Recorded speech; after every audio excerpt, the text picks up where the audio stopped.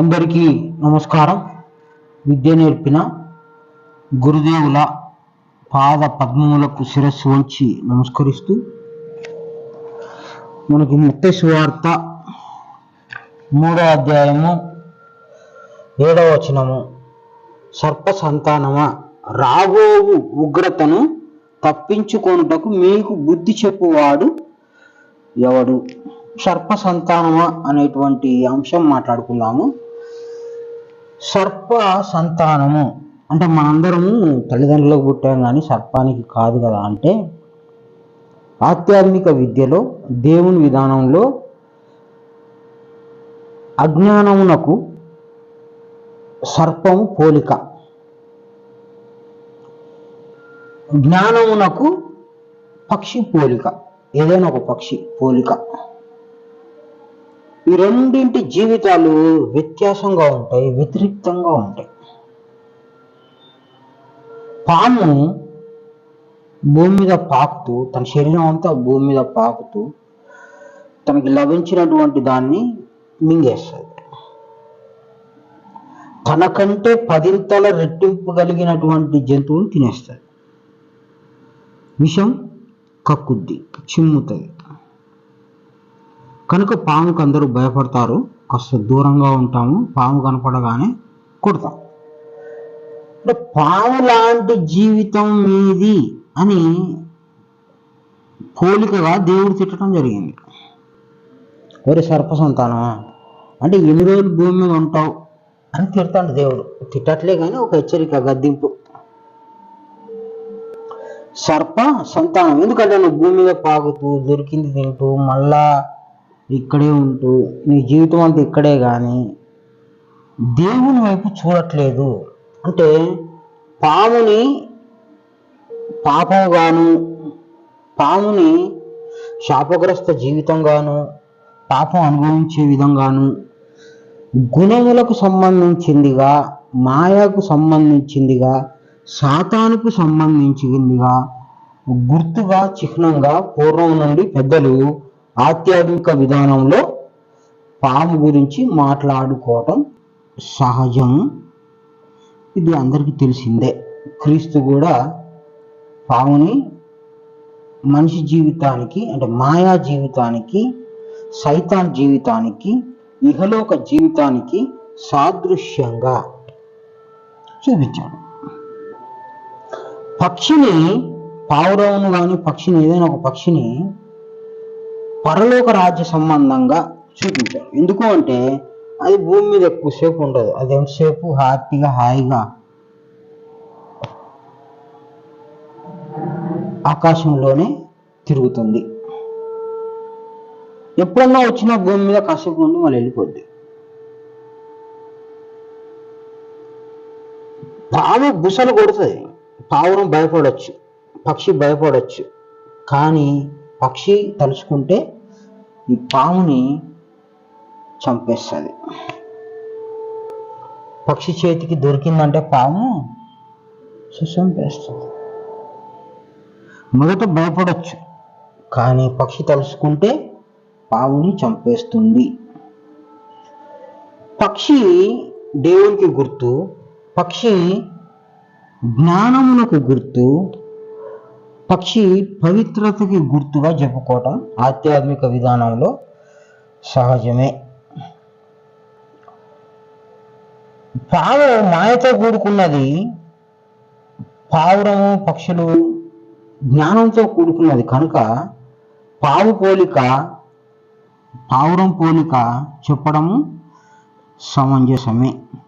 కనుక ఇంకెన్ని రోజులు భూమి మీద ఉంటారా బాబు, మీరు దేవుడి జ్ఞానం తెలుసుకొని మోక్షం పోండి అని హెచ్చరికగా సర్ప సంతానమా అన్నాడు. మేము ఎన్ని రోజులు ఉన్నాం భూమి మీద, నాకు వచ్చి 30 ఏళ్ళు 20 ఏళ్ళు కాలేదు, నేను ఎన్ని సంవత్సరాల నుంచి ఉంటున్నా అంటే, ముందుగా మనం యుగాల గురించి తెలుసుకోవాలి. యుగములు మనకి మొత్తము 4 రకాల యుగములు ఉన్నాయి. కృత యుగము, ఇది 17,28,000 సంవత్సరాలు.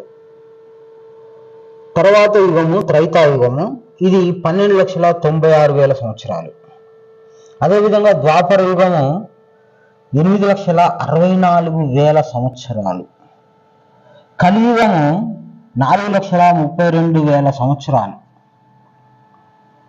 ఇప్పుడు మనం కలియుగంలో ఉన్నాం.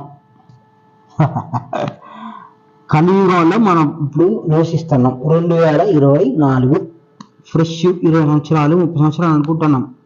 కానీ మనం ఎప్పటి నుంచి ఉంటున్నాము అంటే కృతయుగం నుండి, అంటే సృష్టి ఆది నుంచి మనం భూమి మీద ఉన్నాం. పుడతా ఉన్నాం, చస్తా ఉన్నాం, పుడతా ఉన్నాం, చస్తా ఉన్నాం, తెలియట్లే.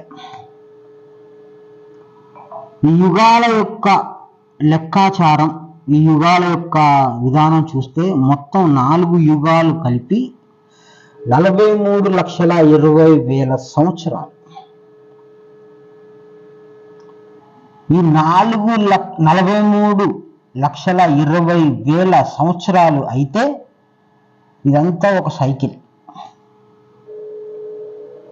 అంటే మనం కృతయుగం దాటొచ్చాం, త్రేతాయుగం దాటొచ్చాం, ద్వాపర యుగం కూడా దాటాం, ఇప్పుడు కలియుగంలో వచ్చాము. కలియుగంలో 2024 అని చెప్పుకుంటున్నాం. మొత్తం 43,20,000 సంవత్సరాలు. తర్వాత ఈ 43,20,000 సంవత్సరాలు 250 సార్లు, 250 సార్లు మారితే ఈ సైకిల్, అప్పుడు అది ప్రపంచం యొక్క ఆయుష్ అంటారు.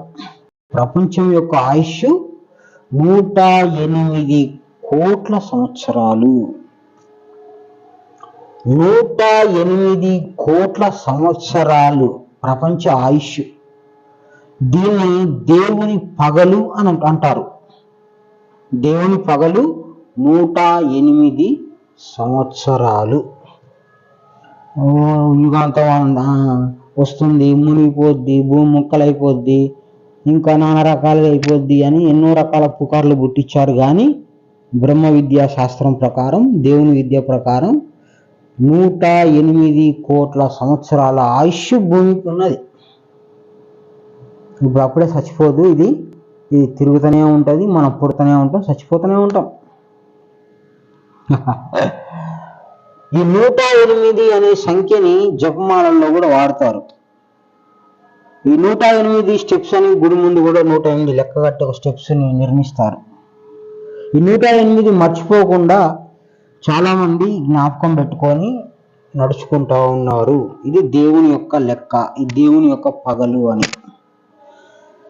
ఎందుకో ఈ మధ్య అంబులెన్స్ కు 108 అని పెట్టారు. మరి ఎందుకో దేవుడు ఆయన కోడ్ని, ఆయన లెక్కని మన మెదడులో గుర్తుండేలాగా దేనికో దానికి చూపిస్తూ ఉంటాడు. తర్వాత మనం ఇన్ని దాటుకున్నాం, ఇప్పుడు కలియుగం కూడా దాటాల. కలియుగం దాటితే మళ్ళీ ఈ యుగం అయిపోతే మళ్ళీ కృతయుగం పోవాలి. చావు పుట్టుకలు ఉన్నాయా అంటే మరి దాని గురించి కూడా మనం తెలుసుకుందాము. మోక్షం పోలేదు కాబట్టి, నువ్వు ఇందులోనే ఉన్నావు కాబట్టి నీ సృష్టి జరుగుతూనే ఉంటుంది. అది లెక్క మారింది. మోక్షం పోతే నువ్వు భూమి మీద ఉండకూడదు రూల్ ప్రకారం. కాబట్టి మోక్షం వైపు ధ్యాస పెట్టుకో, సర్ప సంతానంగా ఉండకు, పక్షి సంతానం అంటే దేవుని సంతానంగా మార్చుకో. నీ ధ్యాసని దేవుని మోక్షం పోవాలని నువ్వు తెలుసుకో అని చెప్పి దేవుడు హెచ్చరిక చేస్తూ సర్ప సంతానం అని మనల్ని తిడతాడు. ఇంకా భూమి మీద ఏం పాకులాడతారు మీరు, ఎన్ని రోజులు తింటారు, ఎన్ని రోజులు. దేవుడు అంటే కూడా మనకి ఇంకా బుద్ధి రాకపోతే దేవుని మీద ధ్యాస పెంచుకొని బలంగా వెళ్ళాల్సిందే. ఇకపోతే మనకు ఇదే వాక్యంలో రాబో ఉగ్రతను తప్పించుకున్నటకు మీకు బుద్ధి చెప్పే వాడు ఎవరు? మనకు బుద్ధి చెప్పేవాడు ఎవరు? బుద్ధి అంటే ఎందుకు మాకు ఎందుకు బుద్ధి? మేము తింటున్నాం, తాగుతున్నాం, మేము చచ్చిపోతున్నాం, పుడుతున్నాం, మాకు ఎందుకు బుద్ధి ఎందుకంటే ఇది కాదు జీవితము, ఈ సర్ప సంతానం జీవితం కాదు, భూమి మీద బతకడం కాదు, ఈ శరీరం అనే సృష్టిలో ఉండటం కాదు, మోక్షం వెళ్ళాలి, పరమాత్మలోనికి పరిశుద్ధాత్మలోనికి ఐక్యం కావాలి, దానికి సంబంధించిన జ్ఞానం మీకు తెలియాలి, ఆ బుద్ధి చెప్పేవాడు ఎవడు అంటే బుద్ధి చెప్పేవాడు ఎవరు అంటే ఆ దేవుడి జ్ఞానం తెలిసిన వాడే చెప్పాలి. దేవుడి జ్ఞానం తెలిసింది ఎవరికి అంటే దేవుడికే తెలుసు, మనుషుల ఎవరికి తెలియదు. కాబట్టి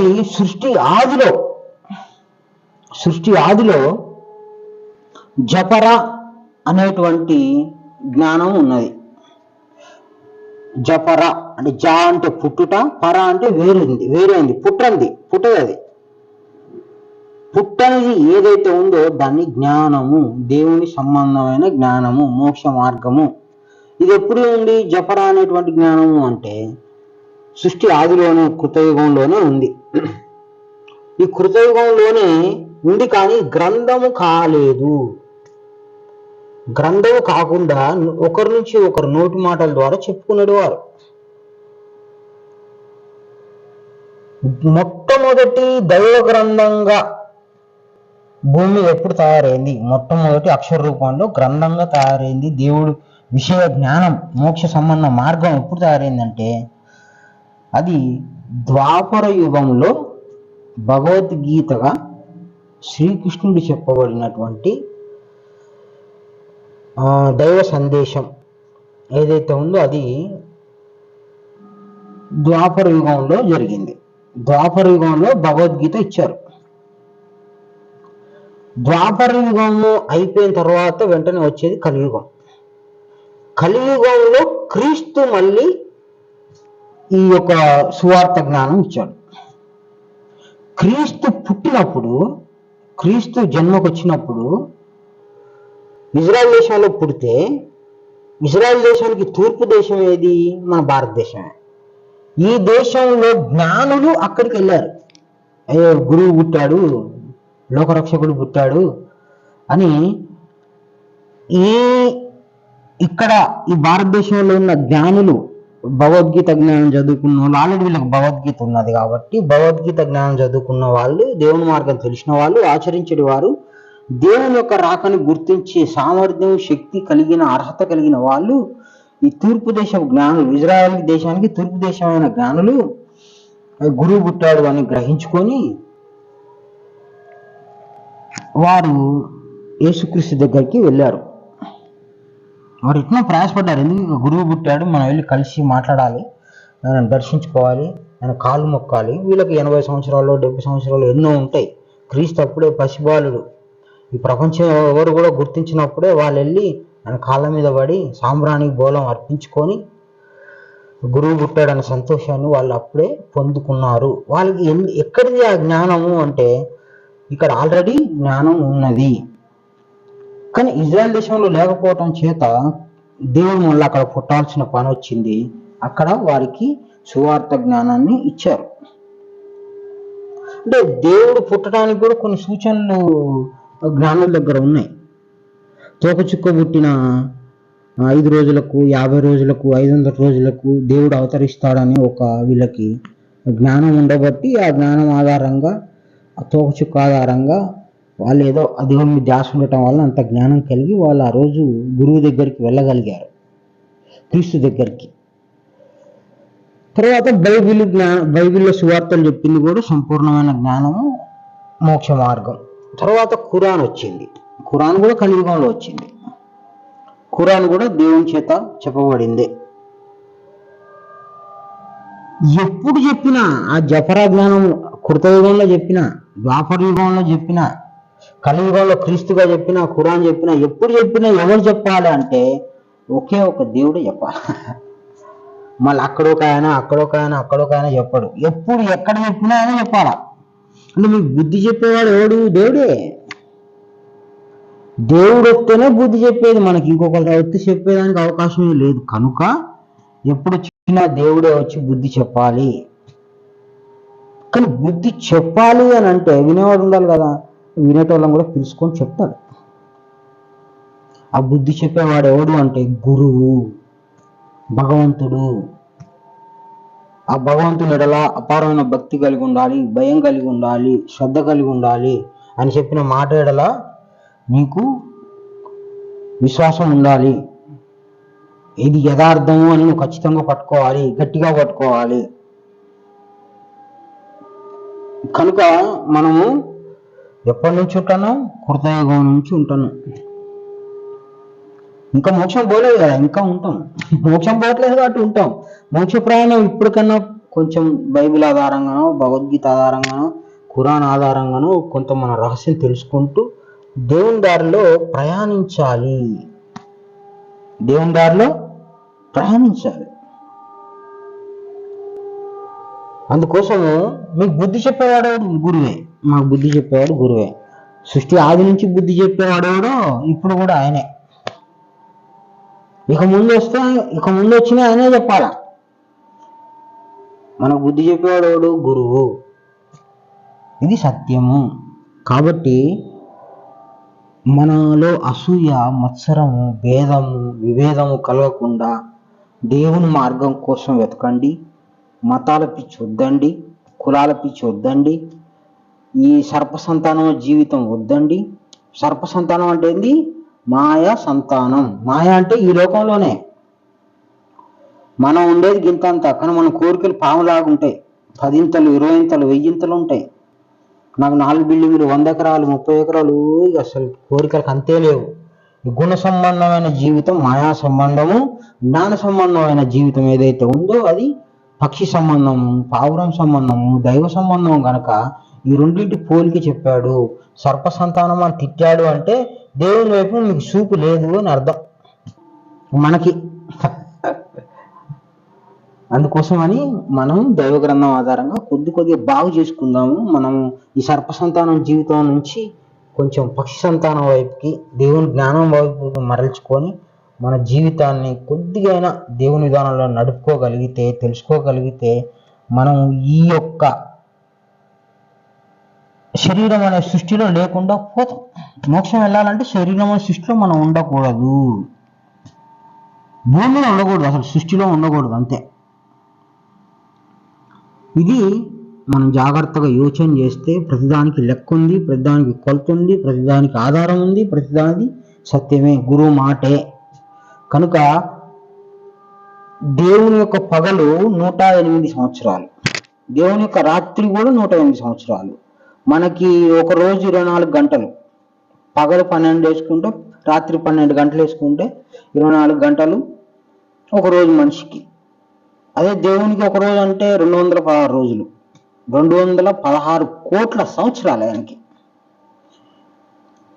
కాబట్టి మన జీవితం ఈ కోట్ల సంవత్సరాలలో తిరగకుండా, లక్షల సంవత్సరాల్లో తిరగకుండా, వేల సంవత్సరాలలో తిరగకుండా, ఈ దెబ్బలు తగిలించుకోకుండా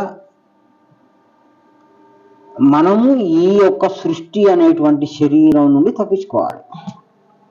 అప్పుడు దేవుని మార్గం వైపుకి, ఈ హృదయాన్ని దేవుని వైపు తిప్పుకొని సత్యబద్ధంగా మోక్ష మార్గం అంటే ఏంటిది, ఎట్లా దాని నుంచి వెళ్ళాలి అని మనకు బుద్ధి చెప్పేవాడు ఉన్నాడు. ఆది నుంచి బుద్ధి చెప్పేవాడు ఒక్కడున్నాడు. ఆయనే గురువు, ఆయనే దేవుడు, ఆయనే భగవంతుడు, ఆయనే గ్రంథం ఇచ్చినవాడు.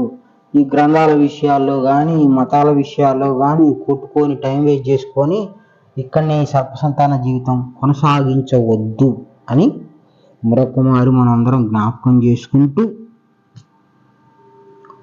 సర్పసంతానం అనే పేరు మనం చిన్నగా పోగొట్టుకోవాలంటే గుణ సంబంధమైన జీవితం కాకుండా